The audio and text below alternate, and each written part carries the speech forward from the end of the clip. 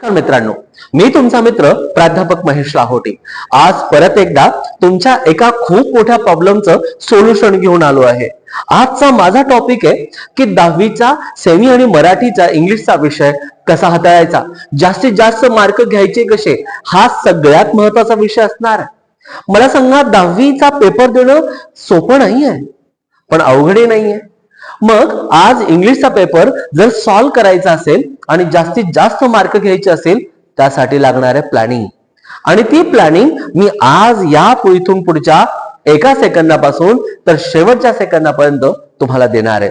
तर माझ्यासोबत राहायचंय. बघूया, मला सांगा, आज आपला जो विषय आहे इंग्लिश, हा इंग्लिश विषय किती मार्कांचा आहे सांगू शकताल का?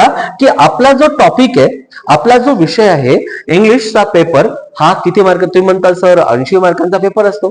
हो, पेपर हा 80 मार्कांचा नाही आहे, पेपर आपला आहे 100 मार्कांचा. तुम्ही म्हणताल कस काय असं? इथं तर गंमत आहे. 100 मार्कांचा पेपर खरं तर डिव्हाइड होतो 2 भागांमध्ये. एक भाग ज्याला आपण थेरी म्हणतो, आपण त्याला थेरी म्हणतो. याचं कारण आहे की लेखी परीक्षा असते आणि त्याला 80 मार्कांचा आपला पेपर्स असतो. दुसरा जो आहे त्याला आपण ओरल म्हणतो. ओरल म्हणजे तोंडी, आणि हा तोंडीचा पेपर 20 मार्कांचा आहे. असं एकूण 100 मार्कांचा इंग्लिशचा पेपर आहे आपला. मग हे 100 पैकी 100 किंवा मॅक्झिमम मार्क 90हून जास्त घ्यायचे कसे? पहिलं सोल्युशन मला सांगा, ओरल म्हणजे तोंडी हा विषय आपल्या शालेय स्तरावरचा आहे. की तुमचं जसं तोंडीमध्ये किंवा ओरलमध्ये परफॉर्मन्स असतील, तसं तुमच्या शाळेतले शिक्षक त्याला मार्क अलॉट करतील, जे की तुमच्या हातात तसं नाहीये. पण मात्र तुम्ही ज्याचा सामना करणार आहात ते म्हणजे 80 मार्काचा थेअरीचा पेपर. आज आपण ज्याची चर्चा करणार ते ह्या थेअरीची चर्चा करणार. 80 मार्कांचा पेपर आहे. या 80 मार्काचा पेपर जर आपल्याला छानपैकी त्याला सामना करायचा आहे, सॉल्व्ह करायचा आहे, तर कोणत्या कोणत्या गोष्टींकडे लक्ष दिलं गेलं पाहिजे? लक्षात ठेवा, हा 80 मार्काचा पेपर जर तुम्हाला पूर्ण सॉल्व्ह करायचा असेल तर तुम्हाला 3 वेगवेगळ्या गोष्टींकडे लक्ष द्यावं लागेल. किती गोष्टी? 3. पहिलं ते म्हणजे साहजिकच आहे, ज्याला आपण टेक्स्टबुक म्हणतो, बरोबर ना? दुसरं जो आत्मा आहे आपल्या सगळ्या इंग्लिशचा, दॅट इज ग्रामर. आणि शेवटचा आहे तो म्हणजे रायटिंग स्किल. मला सांगा, रायटिंग स्किल म्हणजे कौशल्य, एक लिहिण्याचं कौशल्य असतं. या 3 बाजूंना जर आपण अंडरस्टँड केलं, समजावून घेतलं, 100% आपल्याला 80 पैकी आपण खूप चांगले मार्क घेऊ शकू. मग आता प्लॅनिंग काय? फोकस करावं लागेल टेक्स्टबुकवर, फोकस करावं लागेल ग्रामरवर, फोकस करावं लागेल रायटिंग स्किलवर.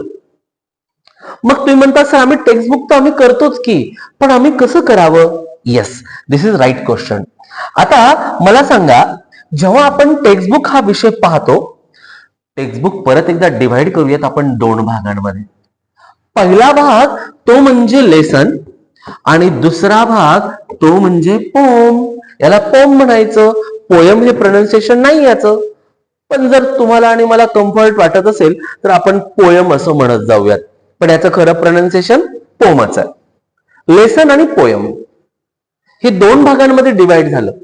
आता लेसन्स, मग पुढचा प्रश्न साहजिक उद्भवतो की आपल्या टेक्स्टबुक मध्ये किती लेसन्स आहेत, आपल्या टेक्स्टबुक मध्ये किती पोयम्स आहेत, है ना? पडतो की नाही पडतो? सांगा बरं फटाफट की किती लेसन्स आहेत आपल्या 10वीच्या सेमीच्या आणि मराठी माध्यमाच्या इंग्लिशच्या पुस्तकात. 4 युनिट्स, आणि त्या 4 युनिट्स पैकी एकूण 14 लेसन्स आहेत. आणि एकूण पोयम्स पैकी म्हणजे एकूण आपल्या सगळ्या 4 युनिट पैकी 8 या आपल्या पोयम्स आहेत. म्हणजे आपल्याला काय काय करायचंय? 14 लेसन्स करायचे आणि 8 पोयम्स करायचे. बिलकुल, इतकं आलं लक्षात? क्लिअर? मग अजून मी आणखीन डीप जाणार आहे, पण त्यापूर्वी आता थोडस या स्ट्रॅटजीला अंडरस्टँड करूयात. बघा, जेव्हा आपण 14 लेसन्स आणि 8 पोयम्स म्हणतो, मग यांना डील कसं करणार आपण? बघा, 14 लेसन्स यापैकी आपल्याला परीक्षेमध्ये क्वेश्चन नंबर 2 तिथे ए आणि बी हे सीन पॅसेज असतात. मग या सीन पॅसेजेस मध्ये आपल्याला 2 प्रश्न विचारले जातात 10-10 मार्कांचे. हे 10-10 मार्कांचे 2 प्रश्न लेसन मधनं येतात. मग तुम्ही म्हणता सर क्वेश्चन नंबर 2 ए मध्ये एक सीन पॅसेज येतो. हो. क्वेश्चन नंबर 2 बी मध्ये पण एक सीन पॅसेज येतो का? उत्तर आहे हो. मग हे दोन्ही सीन पॅसेज किती मार्कांचे? 10-10 मार्कांचे. मग या 10-10 मार्कांमध्ये आपल्याला कसं डिव्हिजन करायचं, कसं अंडरस्टँड करायचं, पैकीच्या पैकी मार्क कसे घ्यायचे? आता थोडी स्ट्रॅटर्जी समजून घ्या. बोर्ड जेव्हा तुम्हाला हे 2 पॅसेज देतो तेव्हा तो कसं करतो? एकूण आपल्याला 4 युनिट. मग तो क्वेश्चन नंबर 2 ए मध्ये पहिल्या 2 युनिट पैकी एक पॅसेज देतो. नंतरच्या 2 युनिट पैकी या बी ला एक पॅसेज देतो. साधारणपणे ही त्यांची प्लॅनिंग असते पेपर सेट करतानाची. मग तुम्ही म्हणता सर ठीक आहे, आम्हाला आणखीन एकदा सांगा की हे पॅसेज किती वर्ड्सचे असतात, किती शब्दांचे असतात? सर इथून पुढचं खूप मॅटर करते हा, व्यवस्थित ऐका. आता खूप इम्पॉर्टंट सांगणार आहे मी की बाबा जो पॅसेज तुम्हाला बोर्ड द्यायला आहे क्वेश्चन पेपर मध्ये तो किती शब्दांचा असतो? हे दोन्ही 150 ते 200 वर्ड्सचे असतात. 150 ते 200 शब्द एका पॅसेज मध्ये, एका क्वेश्चन मध्ये. ते म्हणतात सर ठीक आहे ना, 150 ते 200 वर्ड्सचा एक पॅसेज आला, मग काय झालं? अरे खेळ इथे तो सुरू झाला की 150 पुढचा प्रश्न हा उद्भवतो की बा 150 ते 200 शब्दांचा एक पॅराग्राफ वाचण्यासाठी किती वेळ लागतो? आता आपण स्टँडर्ड मेजरमेंट्स कडे जाऊयात. लक्षात ठेवा की जेव्हा आपण हा पॅसेज वाचायचा असतो विथ अंडरस्टँडिंग तेव्हा साधारणपणे 1 मिनिट 39 सेकंद एवढे लागायला पाहिजे एका रीडिंगला, अंडरस्टँडिंग सहित एवढा वेळ लागायला पाहिजे. जर एवढा वेळ लागत असेल तर समजायचं आपण की आपण छानपैकी पेपर सॉल्व्ह करायलो. कारण की तुमचा बोर्डचा पेपर बनताना वेळेचं बंधन सुद्धा पाळलं जातं. तुम्ही म्हणताल हे कॅल्क्युलेशन कुठून आलं? साधारणपणे जे टॉपर मुलं असतात, जे चांगले मुलं असतात, त्यांचं 150 ते 200 वर्ड्स पर मिनिट एवढी स्पीड असते रीडिंगची. जे साधारण मुलं असतात त्यांचं स्पीड असते जवळजवळ 130 टू 150 वर्ड पर मिनिट. जे अवरेज मुलं त्याहून खाली असतात त्यांची स्पीड असते 90 ते 120 वर्ड्स पर वर्ड पर मिनिट. म्हणजे आता तुम्ही स्वतःला शोधायचं. एक काम करा, तुम्ही एक पॅराग्राफ घ्या, एक पॅराग्राफ बघा किंवा असं 2-3 पॅसेज बघा टेक्स्टबुक मधले जे 150-200 शब्दांचे असतील आणि त्या शब्दांना तुम्हाला वाचून किती वेळ लागतो बघा. जर समजून चला तुम्ही 150-200 वर्डचा पॅराग्राफ हा तुम्ही एका मिनिटात संपवतायत. हे सगळं मी एका मिनिटाची चर्चा करतोय. 1 मिनिटात काही जण 150-200 म्हणजे काय करतात? शब्दांना वाचतात अर्थासहित. हेही अर्थासहित आणि हेही अर्थासहित. जर तुमची रिडिंगला एक 3 मिनिटं लागायलेत, 2 मिनिटांहून जास्त लागायलेत, थोडीशी धोक्याची घंटा आहे राजाओ. मग लगेच आपण काय करायचं? आत्तापासून आता आपल्याला कळालं की आपली रिडिंग ही थोडी स्लो आहे, लगेच काय करायचं? रिडिंगची स्पीड वाढवायची. जण काय होईल? तुम्हाला कळेल की मला एवढा वेळ लागायला म्हणजे माझं स्टँडर्ड आहे. कारण की 5 ऍक्टिव्हिटीज येतात प्रत्येक क्वेश्चन्स वरती आणि ती 5 ऍक्टिव्हिटी सोडवायची म्हणजे 5-10 पॅराग्राफ वाचावा लागतो. 5-10 पॅराग्राफ वाचणं जर तुमचा 1-1.5 मिनिटांमध्ये जर पॅराग्राफ वाचणं होत असेल तर एक 5 ते 7.5 मिनिटं तुम्हाला वेळ लागेल फक्त रीडिंग पॅसेजच्या रीडिंगसाठी. किती छान आहे की नाही? समजलं की नाही? अंडरस्टँड झालं की नाही? एवढी स्ट्रॅटर्जी कळाली की मग मात्र एकदम आपली स्पीड वाढते. लक्षात आलं? मग इथं तुम्ही सीन पॅसेजेस साठी ही रीडिंग स्किल वाढवणं गरजेची आहे. इथं काय करायचं ठरलं. आता आपण बाजू पाहूयात त्या पोयमची की पोयम मध्ये नेमकं काय काय घडतं. लक्षात ठेवा 8 कविता आहेत. 8 कविता ही येते क्वेश्चन नंबर 3. किती मार्कांसाठी? क्वेश्चन 3A 5 मार्कांसाठी, क्वेश्चन 3B परत 5 मार्कांसाठी. इथं क्वेश्चन्स आणि आन्सर्स असतात आणि इथं मात्र पोएटिक अप्रिसिएशन असते. आता पोएटिक अप्रिसिएशन काही मुद्द्यांवर आधारित आपल्याला लिहायचं असतं, तिथे 5 पैकी 5 मिळतात. क्वेश्चन आन्सर सुद्धा 5 पैकी 5 मिळतात. पण किती? 8 पैकी किती येणार आपल्याला? 2. आता इमॅजिन करा की आपण 6 कविता खूप छान केल्या, खूप बढिया केल्या, 6 केल्या, आणि नेमकं नशिबानं साथ दिली आणि परीक्षेत त्या 2 आल्या ज्या 2 आपण केल्याच नव्हत्या. झाले की नाही वांदे? म्हणून ही वांदे होऊ नये म्हणून 8च्या 8 कविता आपल्याला करणं प्रचंड गरजेचे आहेत. तर आपल्याला क्वेश्चन आन्सर्स आणि अप्रिसिएशन छानपैकी सोडवता येईल. आता आपण टेक्स्टबुकची अंडरस्टँडिंग बऱ्यापैकी समजून घेतली. आता इतका महत्वाचा विषय आहे तो म्हणजे ग्रामर. आता ग्रामर कसं डील करणार, ग्रामरला कसं हाताळायचं, परत एकदा ऐका. आता ग्रामरला हाताळताना तुम्ही एक भाग लक्षात ठेवा राजा हो, की ग्रामरला हाताळताना परत 3 भागांमध्ये आपल्याला ग्रामरला आपण डिवाइड करू. आता 3 भाग कसं येईल तुम्हाला हळूहळू कळेलच की मी 3 भाग का केले असतील. पहिल्या भागाला मी नाव दिलं लँग्वेज स्टडी. काय नाव दिलं बरं? मी लँग्वेज स्टडी हे नाव दिलं. दुसऱ्या भागाला मी नाव दिलं ओकॅब्युलरी. काय नाव दिलं बरं? मी ओकॅब्युलरी नाव.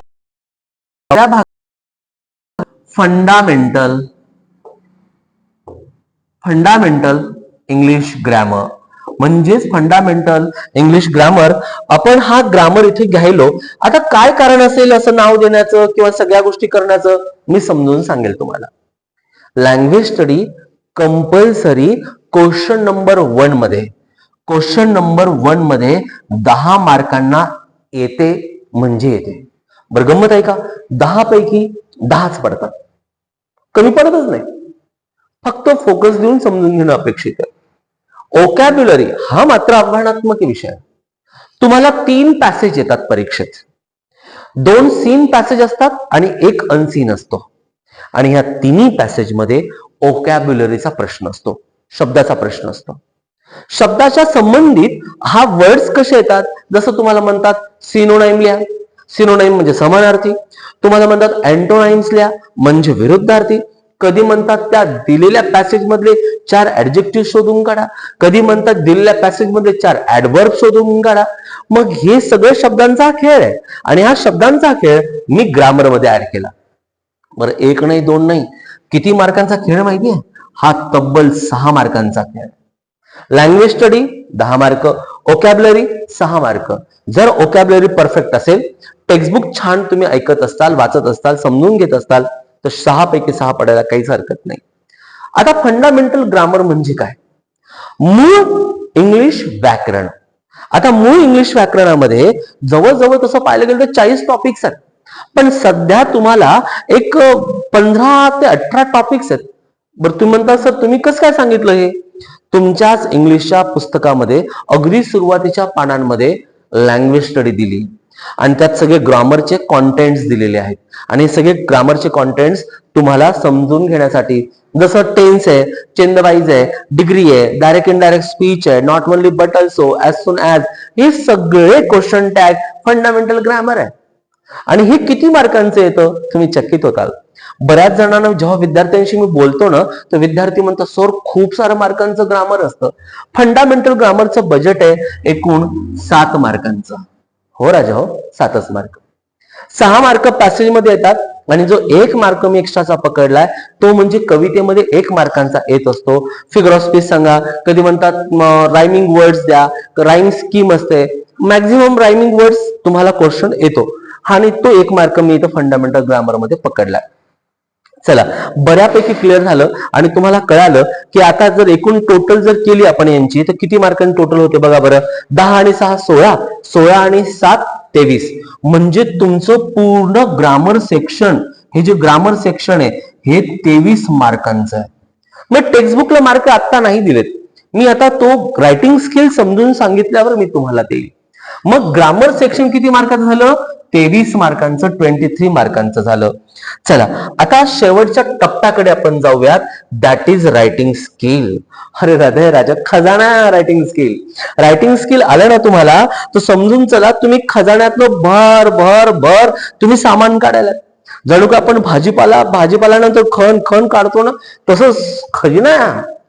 पण समजून घ्यावा लागेल ना, खजिन्याला समजून घ्यावा लागेल, प्रॉपर चाबी फिरवावी लागेल. मग चला अंडरस्टँड करूयात आपण. रायटिंग स्किलला आपल्या क्वेश्चन पेपरमध्ये क्वेश्चन नंबर 5, क्वेश्चन नंबर 6 हे विशेष करून प्युअर रायटिंग स्किलला येतात. क्वेश्चन नंबर 5 हा 10 मार्क्स, क्वेश्चन नंबर 6 10 मार्क्स, 10-10 मार्कांचं इथे आपल्याला प्रश्न विचारले जातात. मला सांगा 10-10 20 मार्क. मग याच्यात काय येतं? लेटर रायटिंग, डायलॉग रायटिंग, लेटरमध्ये फॉर्मल, इनफॉर्मल, मग त्याच्यानंतर verbal to non verbal, non verbal to verbal, speech writing, report writing, हा सगळा जो स्किल रायटिंगचा, लिहिण्याचा, तो इथे चेक तुमचा केला जातो. आता याच्यात मी एक गोष्ट ऍड करायला माझ्याकडनं. क्वेश्चन नंबर 7 ज्याला ट्रान्सलेशन म्हणतो आपण, हे ट्रान्सलेशन सुद्धा मी रायटिंग स्किल मध्ये पकडतो. कारण हाही लिहिण्याचा भाग असतो, हा समजून लिहिण्याचा भाग असतो, मनाने लिहिण्याचा भाग असतो. म्हणून मी त्याला रायटिंग स्किल, लिहिण्याची कला म्हणून याच्यात ऍड करतोय. आणि तो किती मार्कांचा? तर 5 मार्कांचा. आता तुम्ही चकित होताल, एक गोष्टीला मी आणखीन एकदा ऍड करायलो, गंमत आहे, ऐका.